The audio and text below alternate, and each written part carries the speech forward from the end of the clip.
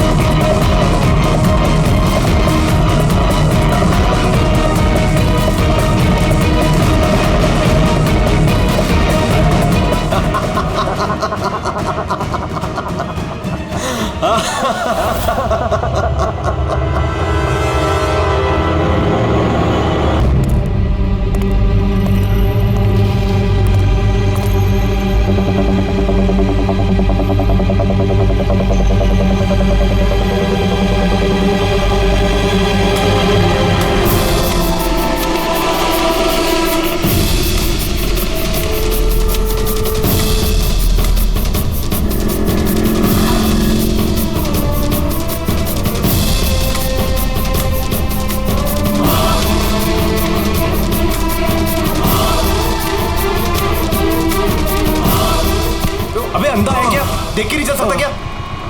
अंधा ही हूँ भाई। अरे अरे भाई सॉरी, मेरी छड़ी मुझे पता नहीं था। आपको ऐसे नहीं निकलना चाहिए, कहीं चोट लग जाएगी आपको। माफ करिए, पर मुझे ध्यान देना चाहिए। ठीक है, आराम से जाइएगा। जी जी। आप चले जाएंगे या मैं छोड़ के आऊँ? नहीं, मैं चला जाऊंगा। ठीक है, थैंक यू।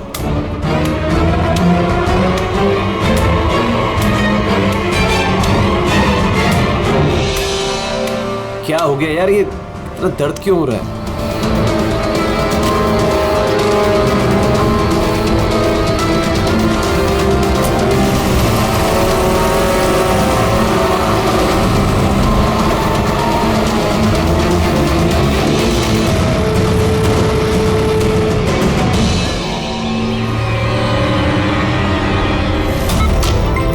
कुछ नहीं होगा रमन, तुम्हें कुछ नहीं होगा। Hold on Raman.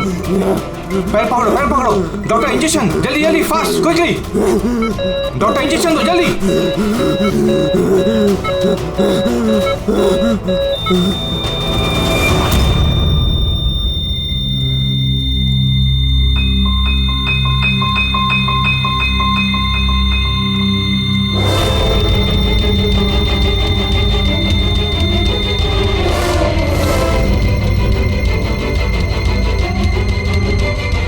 Oh my God, he's dead.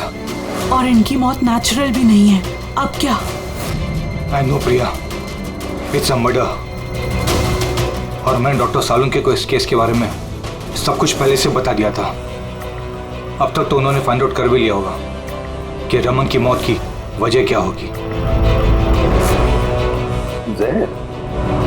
Raman की मौत जहर से हुई है? हाँ बस, बहुत खतरनाक जहर है। ये पहले इंसान के दिमाग पर असर करता है। पहले डिलेरियम, फोटोफोबिया, एमनेशिया। उसके बाद ये जहर इंसान के बाकी के अंगों पर असर करता है। बाकी के अंग धीरे धीरे काम करना बंद कर देते हैं और इंसान की मौत हो जाती है। सर साहब, इसका कोई एंटीडोट तो होगा ना? हर जहर का एंटीडोट होता है रेडी, लेकिन उसके लिए हमें उस जहर के बारे में पूरी जानकारी होनी चाहिए। बस ये जहर आसानी से पकड़ में नहीं आता है। मुझे भी बहुत सारे टेस्ट करने पड़े इसे ढूंढने के लिए। सर, जहर दे के मारना एक अलग बात है, और ऐसा जहर देना जिससे इस तरह तड़प तड़प के मरे, ये जरा चौंकाने वाली बात नहीं लगती? लेकिन ये जो भी कोई है, ऐसी नफरत करता था रमन के साथ कि उसने उसे ऐसी खतरनाक मौत दी थी। समझ में नहीं आता कौन हो सकता है ये, कौन होगा? कोई भी हो सकता है सर। सर रमन को जुए की लत थी। क्रिकेट, रेस कोर्स, सट्टा, हर तरह का जुआ। और इसी चक्कर में वो 5 करोड़ के कर्जे में था। 5 करोड़? 5 करोड़? हाँ सर, उसको धमकी भरे मैसेजेस भी आए थे। उसके फोन रिकॉर्ड्स में ऐसे कई सारे मैसेजेस हैं जो उसको बुकीज और सट्टेबाजों ने भेजे। जी देखिए सर, हो सकता है इन्हीं में से किसी की धमकी सच साबित हो गई होगी। पता नहीं, तो जिस तरह से इसको मारा है सर, लगता तो नहीं है किसी बुकी का काम है। फिर भी इन्हें बुलाना तो पड़ेगा, शायद कुछ पता चल जाए। हाँ। Hello ACP Pradyuman. अच्छा ठीक है।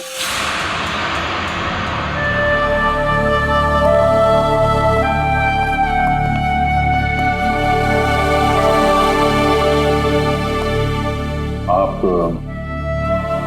रमन का चचेरा भाई हितेन। हितेन, किसी ने रमन का खून कर दिया है। क्या लगता है आपको किसने किया होगा? मुझे नहीं पता सर। बुरे काम का बुरा नतीजा, एक ना एक दिन तो ये सब होना ही था सर। अब किसने किया, कैसे किया, ये तो नहीं पता सर। लेकिन इतने सारे लोगों से दुश्मनी, इतने सारे लोगों का कर्जा, उन्हीं में से किसी ने सर। अच्छा, आपके अलावा परिवार में इनका और कौन? माँ है इसकी, लेकिन अब वो कहाँ पर है ये मुझे नहीं पता। ठीक है हितेन, हमारी इन्वेस्टिगेशन अभी चल रही है, तो बॉडी अभी यहीं रहेगी हमारे पास। आप अपना कॉन्टैक्ट नंबर वहाँ लिखवा दीजिएगा, जरूरत पड़ेगी तो आपको तकलीफ देंगे। जी सर।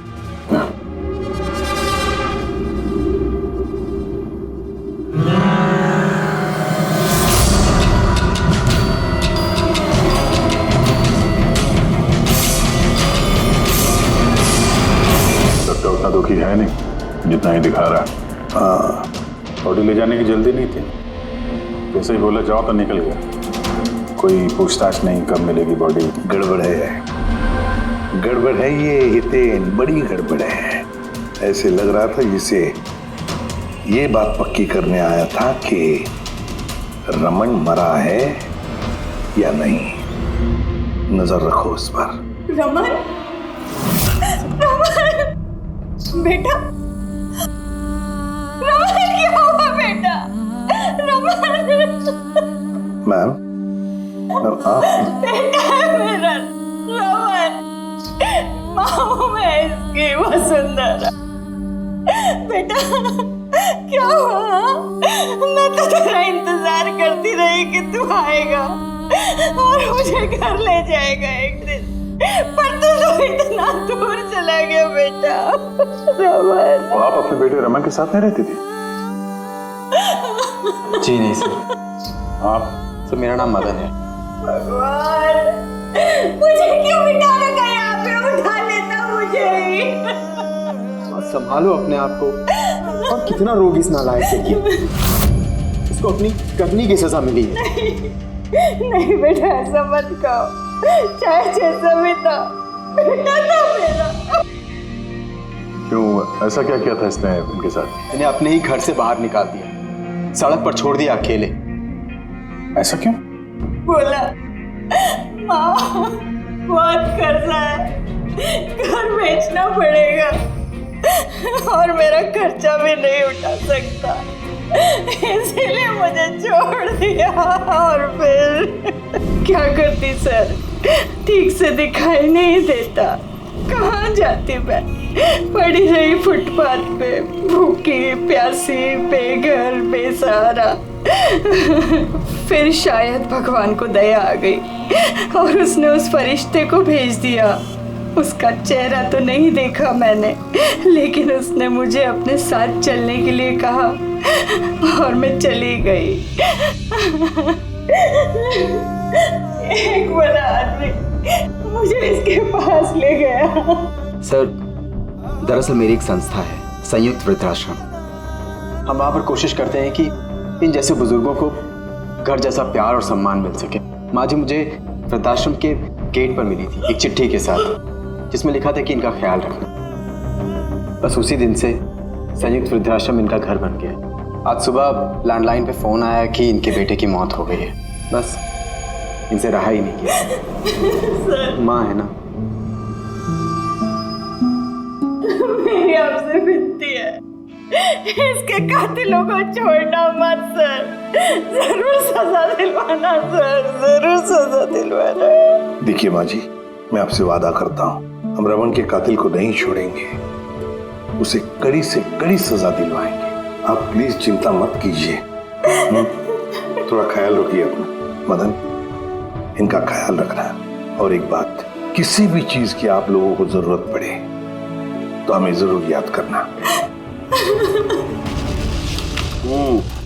कमाल है तारिका, हॉस्पिटल के डॉक्टर्स की रिपोर्ट के हिसाब से इसकी जांघ पर ये जो निशान है ना, ये या तो किसी एलर्जी का है या फिर किसी जहरीले कीड़े मकोड़े के डंक का निशान है।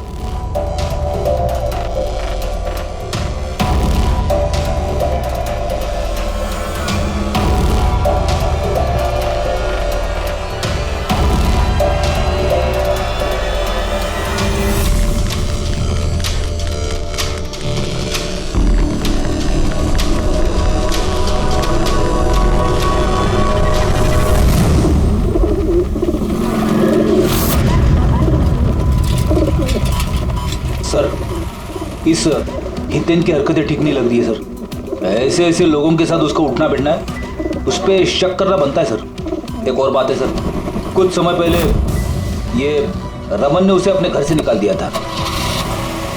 अब रमन के मरने के बाद वो उसकी प्रॉपर्टी हड़प करने की कोशिश कर रहे थे। सर एक मिनट, यहाँ आएंगे प्लीज। सर इसके स्किन पे ना मुझे कुछ अजीब सा दिख रहा है।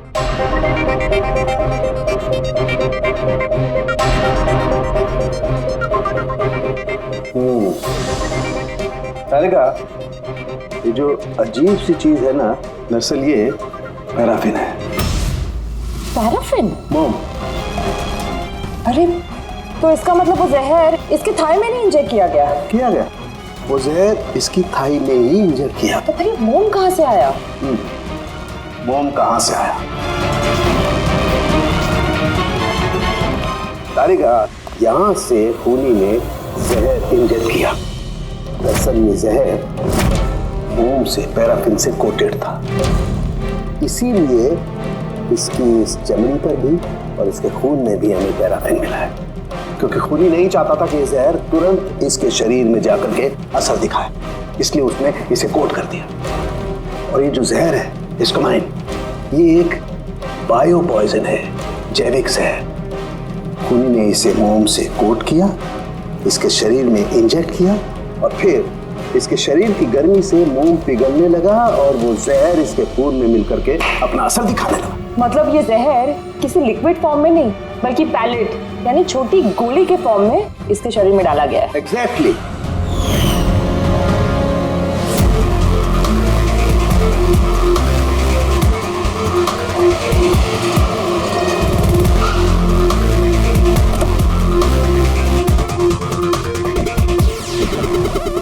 ये वो कंस्ट्रक्शन साइट जहाँ पे रमन इंजीनियर था। उसके कोलीग बता रहे थे कि यहाँ से निकलने के बाद उसको कुछ पैर में तकलीफ हुई है। लेकिन यहाँ पे जो वर्कर्स काम करते हैं उन लोगों ने बताया कि जब तक वो कंस्ट्रक्शन साइट में था तब तक तो वो ठीक था। इसका मतलब जो भी हुआ कंस्ट्रक्शन साइट से बाहर आने के बाद हुआ, तो यहीं पे हुआ होगा। यहाँ पे तो आसपास पता करते हैं, शायद किसी ने कुछ देखा हो। सर आप लोग चलिए, मैं जरा चाय पी के आता हूँ। मतलब चाय वाले से पूछ के आता हूँ कुछ देखा है क्या। अभिजीत, ये बच्ची कंस्ट्रक्शन साइट के सामने अखबार बेच रही है, पूछते हैं उससे।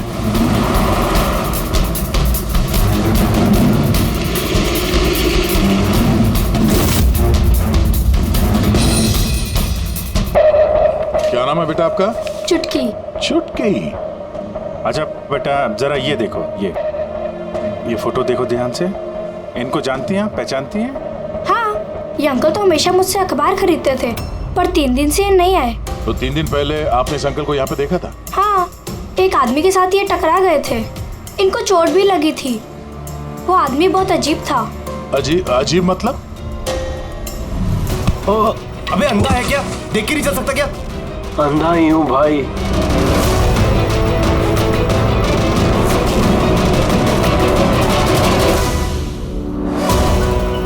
क्या हो गया यार? दर्द क्यों हो रहा?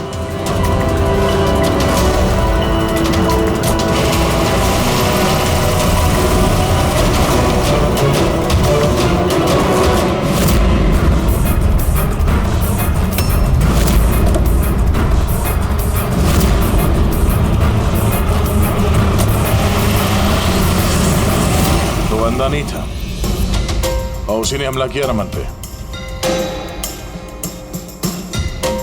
अच्छा बेटा, आप वो जो अंकल थे उनको पहचान सकते हो? देखा था आपने उनको ठीक से? नहीं। अच्छा, वो कार का नंबर देखा आपने? नहीं अंकल, वो अंकल को कार चलाते देख मैं एकदम चौंक गई थी, इसलिए कार का नंबर याद नहीं है। पर क्या बात है अंकल, इंजीनियर अंकल ठीक तो है ना? नहीं बेटा, उन्हें कुछ नहीं हुआ।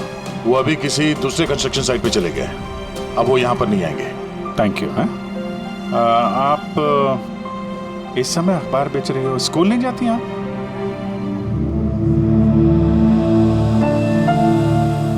क्या बात है, हैं? स्कूल तो जाना चाहिए। आप कितनी इंटेलिजेंट लड़की हो। एक्चुअली हर बच्चे को स्कूल जाना चाहिए और आपको भी जाना चाहिए। पर स्कूल जाने के लिए बहुत सारे पैसे चाहिए ना अंकल, मेरे पास पैसे नहीं है।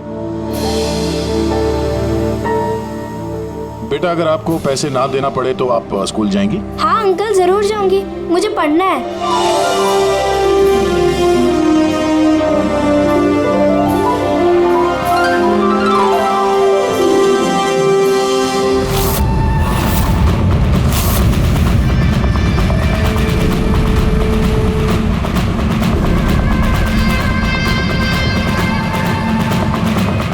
समीर, अब तुम्हारी बारी। हाँ बोलो। हाँ यार, तुम्हें एक बार में समझ में नहीं आता है? देखो, मैंने तुम्हें पहले भी कह दिया है कि तुम कुछ भी कर लो, मैं इस खंडहर के लिए एक कौड़ी भी खर्च नहीं करने वाला।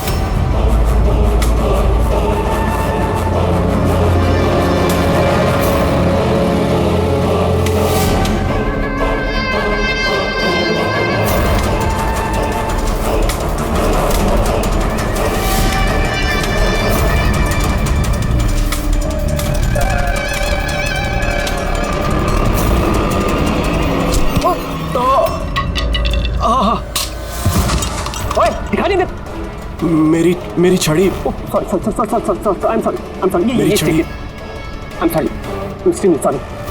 आपको कहीं लगी तो नहीं? आप ठीक है ना? मैं आपको कहीं ड्रॉप कर दूं? नहीं नहीं, मैं ठीक हूँ, मैं चला जाऊंगा। आप ठीक है ना? नहीं, I'm okay। आप संभाल के जाइए। हाँ जी, आप संभाल के जाइए। Okay, thank you.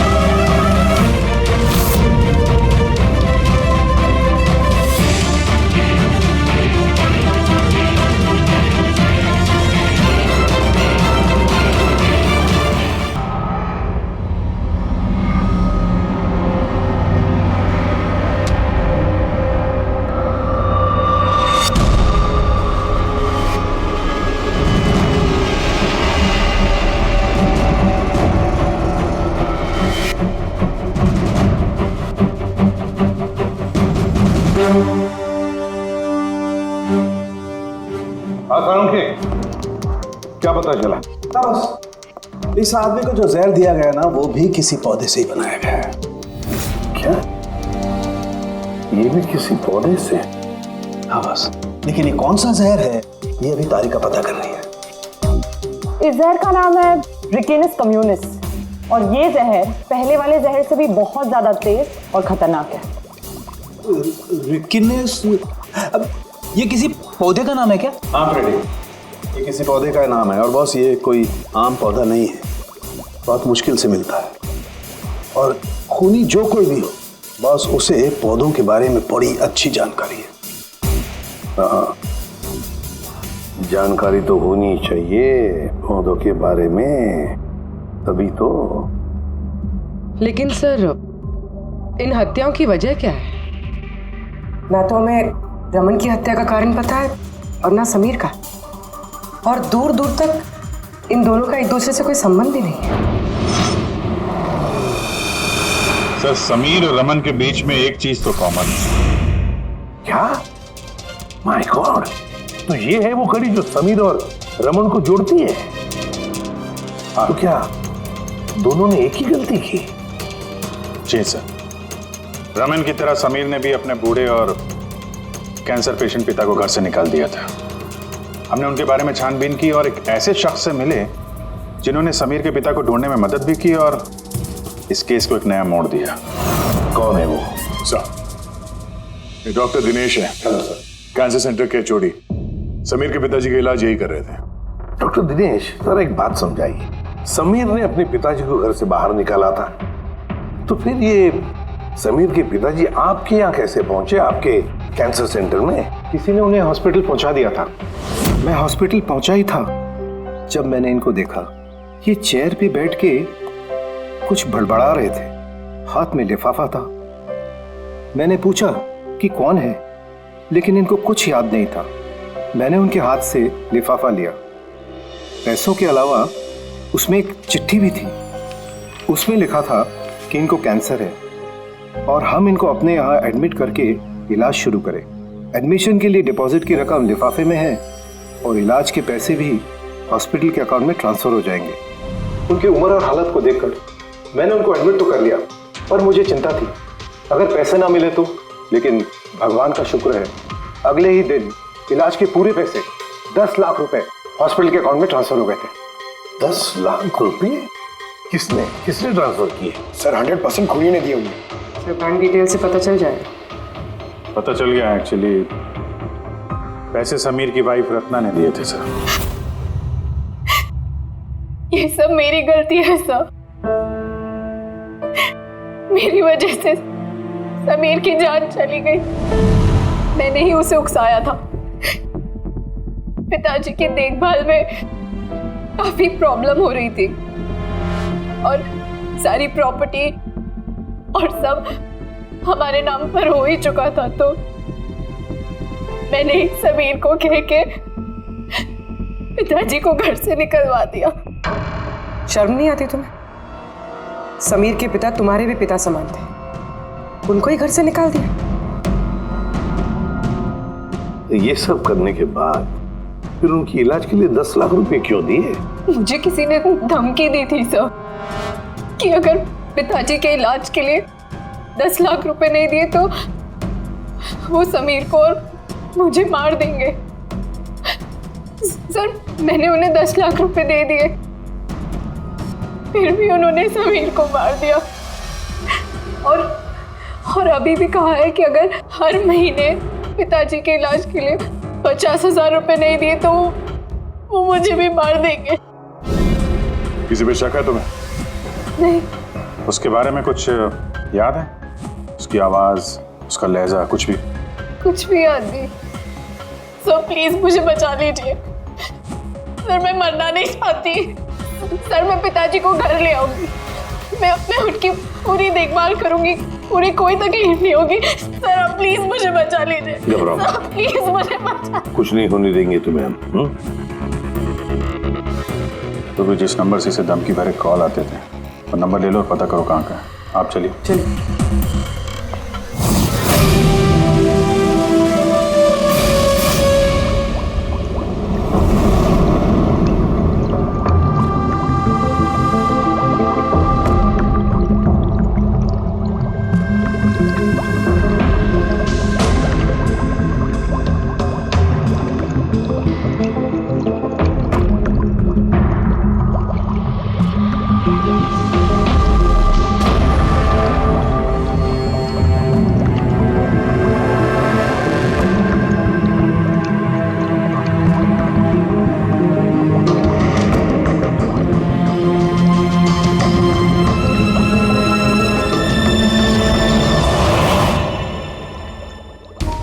सर हमने इतने सारे एंटीडोट्स बना लिए, लेकिन इसकी क्या गारंटी है कि खूनी इन्हीं में से किसी जहर का इस्तेमाल करेगा? अब कुछ भी हो जाए, हम खूनी का दिमाग तो नहीं पढ़ सकते ना। तुम्हारी बात बिल्कुल ठीक है तारिका, लेकिन एक बात समझो, खूनी इन पौधों का जहर निकाल करके इस्तेमाल कर रहा है, इन पौधों का, पहले से भी ज्यादा तेज हर बार। तो हमें हमेशा चौकन्ना रहना पड़ेगा। पता नहीं वो अगली बार कौन से पौधे का जहर किस पर इस्तेमाल करेगा, पता नहीं किस पर, कब, कहां, कैसे, किस पौधे का, पता नहीं।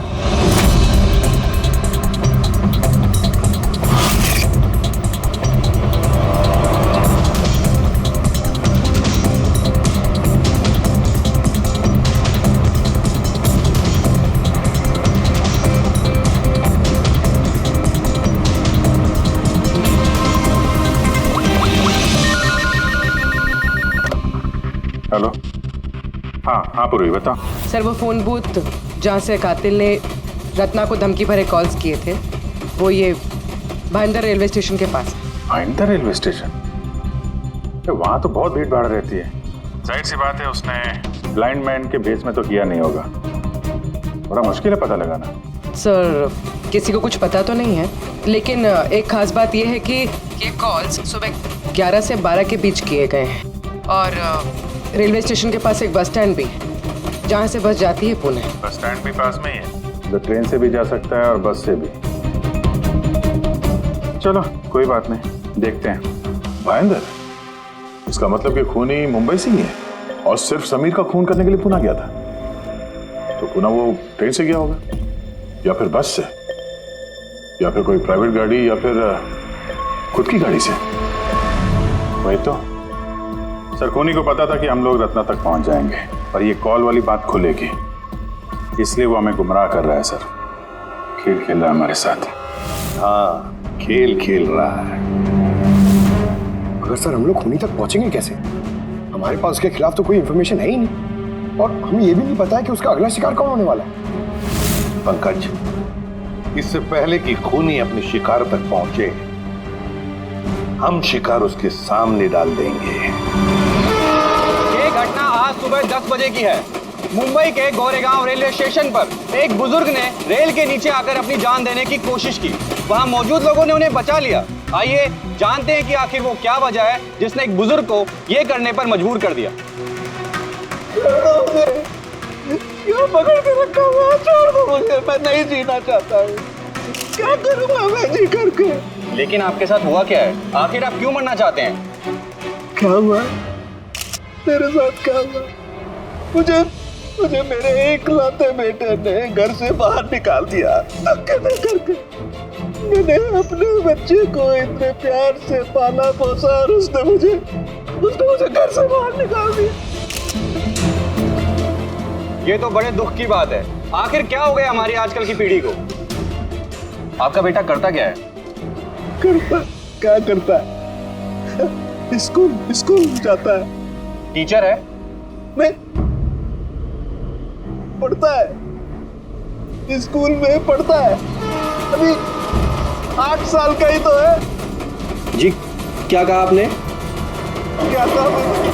आपका बेटा कितने साल का है? कितने साल का है? आपने कहा 8 साल का है।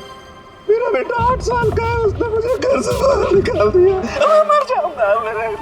सुना आपने? इनका दावा है कि इनके 8 साल के बेटे ने इनको घर से बाहर निकाल दिया। आखिर क्या वजह है? कौन है ये 8 साल का बच्चा? रेल की पटरी पर जान देने की कोशिश करने वाले बुजुर्ग के 8 साल के बेटे का पता चल गया है। वो दरअसल 33 साल का सॉफ्टवेयर इंजीनियर है। बुजुर्ग की दिमागी हालत ठीक नहीं है, इसलिए अब भी वो उसे 8 साल का बच्चा ही समझते हैं। उनका बेटा अमेरिका में रहता है और उसने उन्हें घर से बाहर निकाल दिया है। उसके बाद ही बुजुर्ग ने अपनी जान देने की कोशिश की। आइए उनके बेटे से ही पूछते हैं कि उन्होंने आखिर ऐसा क्यों किया।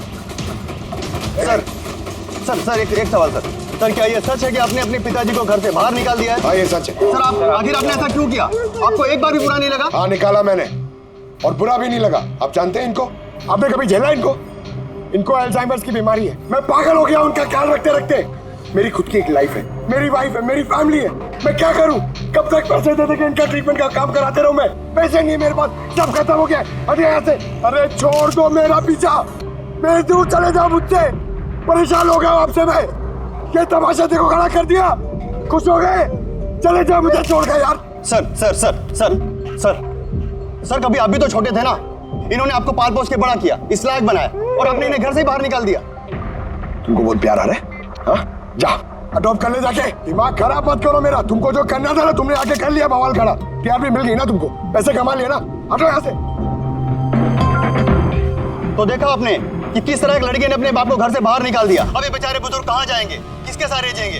इन्होंने अपनी सारी पूंजी अपने लड़के पे लगा दी और आज इनके लड़के ने इनको घर से बाहर निकाल दिया।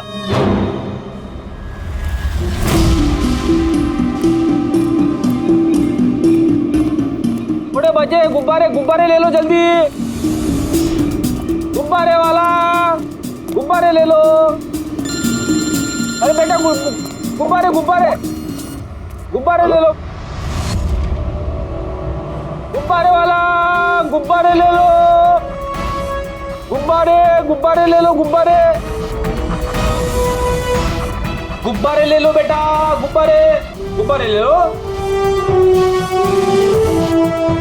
गुब्बारे गुब्बारे वाला गुब्बारे गुब्बारे ले लो।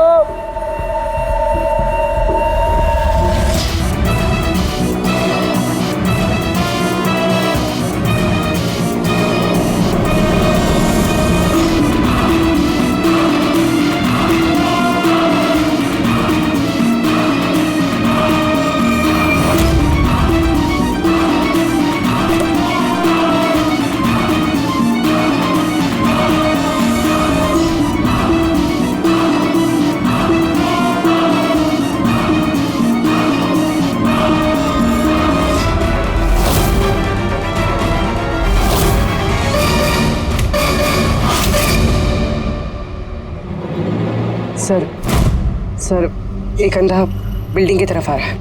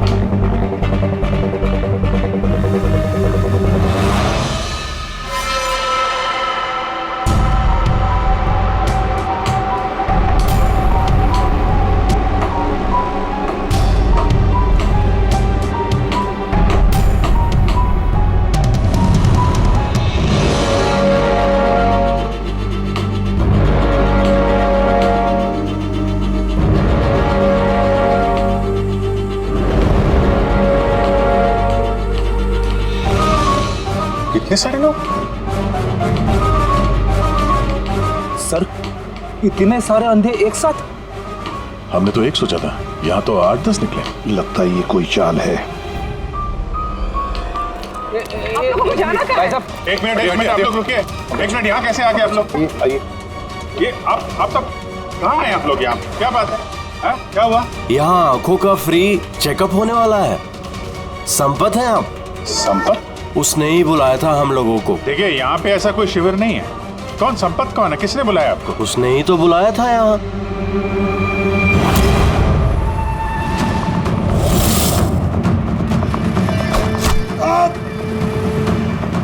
पंकज पंकज क्या हुआ? पंकज वो रहा, पकड़ो उसे, छोड़ना नहीं।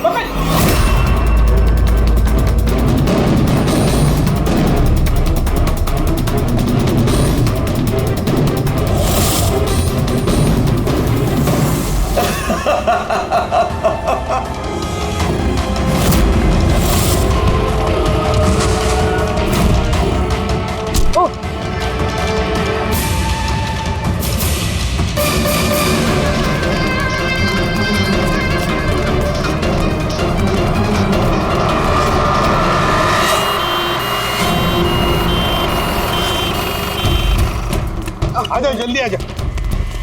पंकज तुझे कुछ नहीं होगा। पंकज इसे एम्बुलेंस में लेके चलो।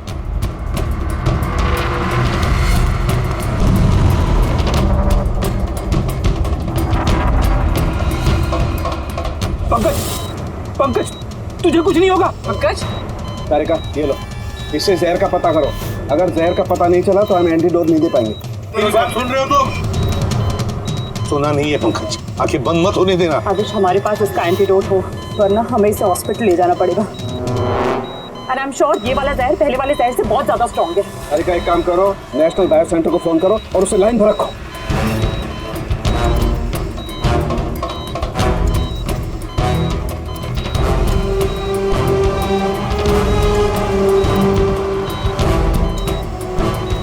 Pankaj, don't worry, Pankaj.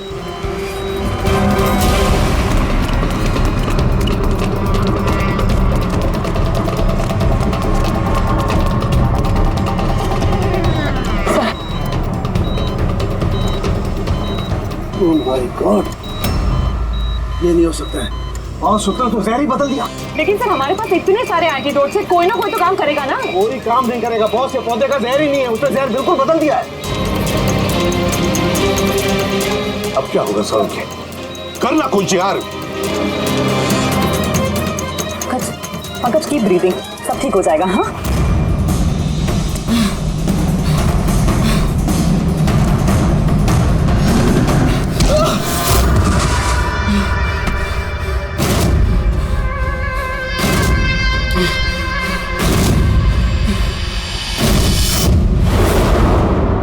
Sir, मेरा नाम मदन है। तुमने क्या ये सब क्यों पड़े हो मेरे पीछे? मैंने जो किया सही किया। लोगों की जान लेना सही है? मैंने सिर्फ बुरे लोगों को सजा दी है सर। जो लोग अपने माँ बाप का ख्याल नहीं रखते ना, उनको इस दुनिया में जीने का कोई हक नहीं होता। तो मेरी माँ की मौत हुई थी तो मेरी दुनिया उछल गई थी। उसी वक्त मैंने संयुक्त वृद्धाश्रम की शुरुआत की थी। सर, वहाँ पर जितने भी बुजुर्ग माँ बाप आते हैं ना, सब अपने बच्चों के सताए हुए होते हैं। ये देखकर मेरा खून खौल जाता है। मैंने उसी वक्त इस फैसला किया था कि मैं इन सबको सबक सिखाऊंगा, इसीलिए मैं मार देता हूं इनको। क्या गलत किया मैं? सर कुछ करो सर। कुछ नहीं कर सकते जब तक उस जहर का कंपोजिशन नहीं पता लगेगा फ्रेडी, हम कुछ भी नहीं कर सकते। अगर इसे गलत एंटीडोट दे दिया तो ज्यादा खतरनाक होगा यार। सर पंकज की हालत तो बिगड़ती जा रही है। सर पल्स गिर रही है, हॉस्पिटल ले जाना पड़ेगा। हॉस्पिटल जाके कुछ नहीं होगा, हमारे पास इतना वक्त नहीं है वहां जाकर टेस्ट करें। मुझे नाम चाहिए यार। पंकज। हेलो। हाँ सर, हाँ सर, पकड़ा गया सर। खूनी मदन है। हाँ, जहर हम पता करते हैं। कभी पता नहीं चलेगा तुमको, कभी पता नहीं चलेगा तुम लोगों को। उसने भी पापा को सताया। मदन गाड़ी। Oh no. मदन, एम्बुलेंस बुलाना पड़ेगा जल्दी। नहीं सर, कोई फायदा नहीं है। मेरा काम हो गया है। नहीं मदन, मान लिया तुमने उन लोगों के साथ जो कुछ भी किया, मान लिया, लेकिन तुमने जिसे वो जहर चुबाया है वो बेगुनाह है, निर्दोष है, उसने कुछ नहीं किया। वो जहर कौन सा बताओ? हाँ? BTX। सब उस जहर का नाम BTX है। सालुंखे, जहर का नाम है BTX। पंकज, आंखें बंद मत होने देना। मदन, बस हो गया। You'll be all right। बस अब पंकज को कुछ नहीं हो सकता है, कुछ भी नहीं। Welcome my boy. घबराओ मत, कुछ नहीं होगा तुम्हें। तुम आदमी अच्छे थे मदन, लेकिन तुमने जो किया वो सही नहीं था। ये तो चला गया अभिजीत, तो चाहे कुछ भी हो जाए, इसका वो वृद्धाश्रम बंद नहीं होने देंगे।